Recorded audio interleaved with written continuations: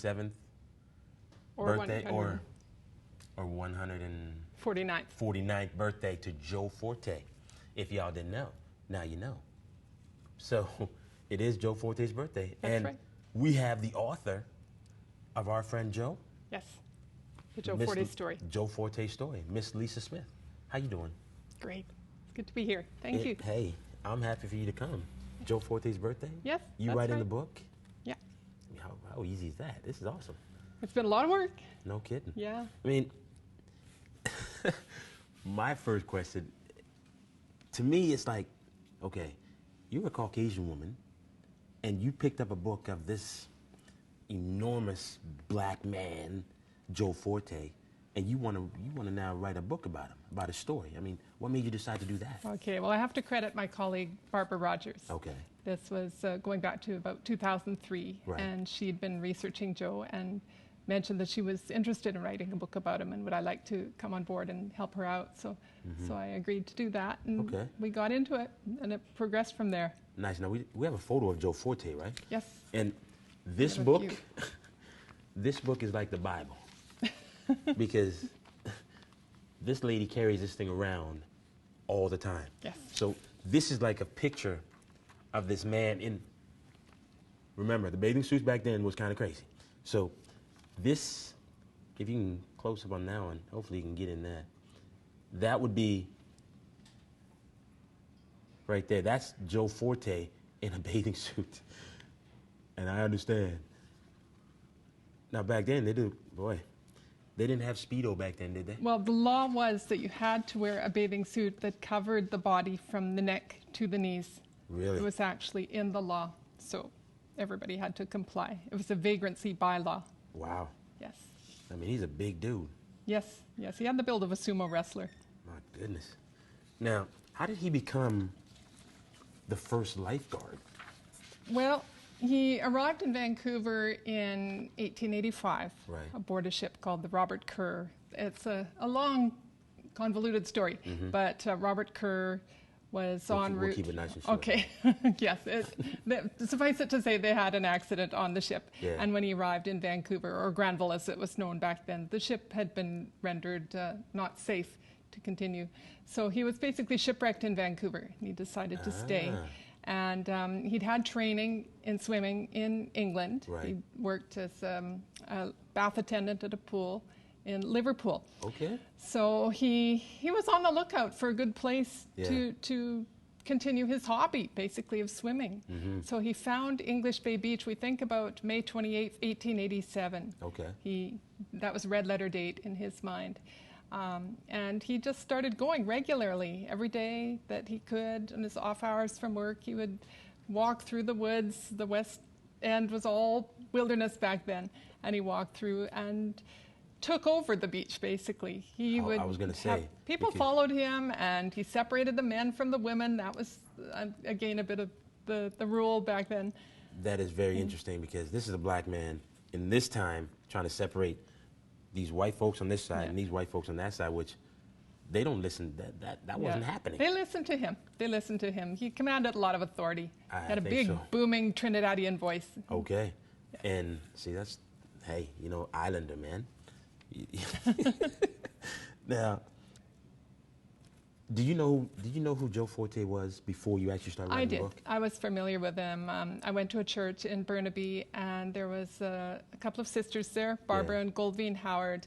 Goldveen was the elder of the two, and she actually knew Joe personally. She had recollections of Joe from growing up. Okay. And she was very fond of him. Joe actually bonded with her family. There was an African-American family in Vancouver, and Joe became very close to him. Close to them, rather, and Goldveen was a member of this family. Wow. So she... You got some other photos, though. I want to see some of these other photos. Yeah, okay. Now, what's this photo right here? This is just a really good one of him in the water with a little girl learning how to swim. That's just him in the water there. Yeah. Now, in behind them is the second official Parks Board bathhouse that was built at English Bay. The first was built in 1905. The second was built in 1909. Nice. Yes. And this one you got coming up is the house that he lived in? Yes, yes. He actually had it moved. Where was this house? This was a little house down on English Bay. There were a few loggers in the area going way back. So this house was going to be demolished. And he found it, saw that it was structurally sound, and he asked if he could have it. He went to the mayor, Mayor Buscombe at the time, and said, you know, please, can I have this house? So it was relocated down to very close to where the Inukshuk is now. Yeah. Near English Bay, or near the beach. Okay. Okay. And now, the name of the book?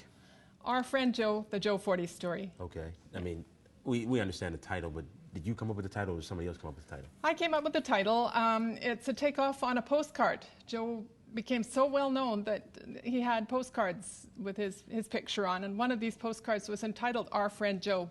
Okay. I just like the sound of that. I thought it sounded friendly and appealing, interesting. Cool. So I chose that. Now, who's publishing your book? Ronsdale Press. Ronsdale Press. Yes. Now, this is what is this? What does it have here? This is their spring catalog. It's the They're spring a local catalog. publishing company. And they have copy Our Friend Joe. This is what it's going to look like? Yeah, that's the cover, and it should be coming out very soon, within a month or so. Okay, Our Friend Joe. Yeah. And when is it actually come out? You said a month? We think so. Yeah, there's a little bit of the delay, but it's progressing well. We're almost at doing the typesetting now, and there's some photographs to add. Then it needs to be about a month in printing. So we're hoping to have it out by towards the end of March or early April. And how many copies? 2,000. And now where's it going to be going to? I think hopefully out to a lot of schools. We're hoping that school children will be able to use it and become familiar with a Vancouver icon, which has kind of been a little bit neglected over the years. Yes. Joe Forte. Now, isn't there a fountain or something like this? Yes, there is, right down by English Bay, not too far from where his cottage once stood. Okay. Yeah, you can see it. It stands in Alexandra Park. Now, we want to. This is an on-the-grind question. We're going to show you that fountain in a minute. Okay. But the on-the-grind question, I know you've been through some tough times with this book. Now, there's other people out there trying to get their book published by somebody else. I mean, what can you tell them to inspire them to stay on the grind if they're not getting anything from anybody else? I would say just know your subject really well. Do your research really thoroughly. You know, on the premise that it's a nonfiction book. Right. But we really researched Joe very, very thoroughly. We spent a lot of time in archives, a lot of time at the library. We delved into the background. We interviewed people, so we got a lot of information. Right. Now, the library and the restaurant. Yes. Now, was this part of the Joe Forte thing, or did somebody else just come up with a name and just put the iconic name to the restaurant and the library? Yes, well, the restaurant is owned by Bud Kanke, Okay. and he just wanted to have a name for his restaurant that represented the West End, Right. I think in particular, and he was very intrigued by Joe. Just wanted to have something that really embraced the West End, I think. Yeah. Okay. As far as the library, I'm sure it was the same situation. I mean, what more of an iconic West End figure could you get than Joe Forte? Exactly. So it would have just made sense. Now, is there going to be, I know I'm going way ahead, is there going to be like a second book, or is this the only book he can write? Well, one thing that we've done in the acknowledgements is we've suggested if people have anything, please come forward. We suspect there's probably other Joe artifacts out there. We've managed to trace a few, but there must be more somewhere. So we're hoping that people will maybe open a long-closed steamer trunk or look up a long-forgotten photo album, and if they find something, it would be really interesting to bring it forward so that we could all enjoy it. Quickly, I remember there was a cane. Yes. Now, where's the cane? The cane is in Joe Forte's library. Okay. Yeah. Is it locked away or just? It's in a case. It's in a special case right out front and center, right beside the library desk, and you can see it. It's very well protected, very secure. So nobody can go in there and touch it then? Nope. Oh, nope. man.